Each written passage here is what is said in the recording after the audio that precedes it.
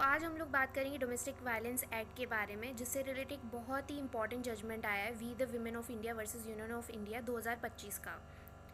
Domestic violence act जो है वो प्रॉपर तरीके से इम्प्लीमेंट नहीं हो पा रहा है और इसको ऑलमोस्ट 2 डिकेड्स हो गए हैं।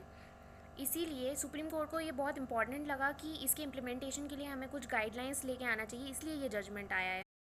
फर्स्ट गाइडलाइन है कि proper shelter and medical facilities मिलनी चाहिए जो भी पीड़ित महिला है जिसके साथ डोमेस्टिक वायलेंस हुआ है, क्योंकि क्या होता है कि मोस्टली वेमेन इस एक्ट को यूज़ नहीं करती हैं फॉर देयर प्रोटेक्शन, क्योंकि उनको ये लगता है कि कल को रहेंगी कहाँ। अगर वो जिसके साथ रह रही हैं, जिसके ऊपर वो केस करने वाली हैं, अगर वो उनको घर से बाहर निकाल देते तो वो कहाँ जाएंगी।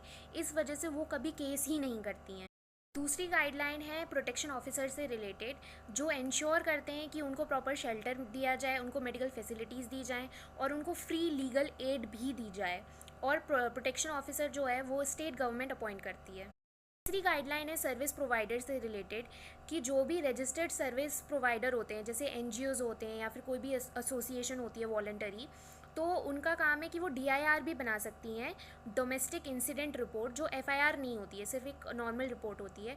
और ये मेडिकल फैसिलिटीज़ भी देती हैं, शेल्टर भी देती हैं, ये सारी चीज़ों का इंश्योर करना इनका काम होता है। गाइडलाइंस बहुत इंपॉर्टेंट है क्योंकि पब्लिक अवेयरनेस नहीं है इस एक्ट की, इस लोगों को पता नहीं है कि ये एक्ट है उनके लिए डोमेस्टिक वायलेंस के अगेंस्ट। तो सुप्रीम कोर्ट ने ये कहा है कि स्टेट गवर्नमेंट और सेंट्रल गवर्नमेंट इसका पब्लिक अवेयरनेस फैलाने के लिए इसका प्रचार प्रसार करेगी। हालांकि सेंट्रल गवर्नमेंट ने एक मिशन शक्ति लाया है इसके पब्लिक अवेयरनेस के लिए, पर वो इनफ नहीं है।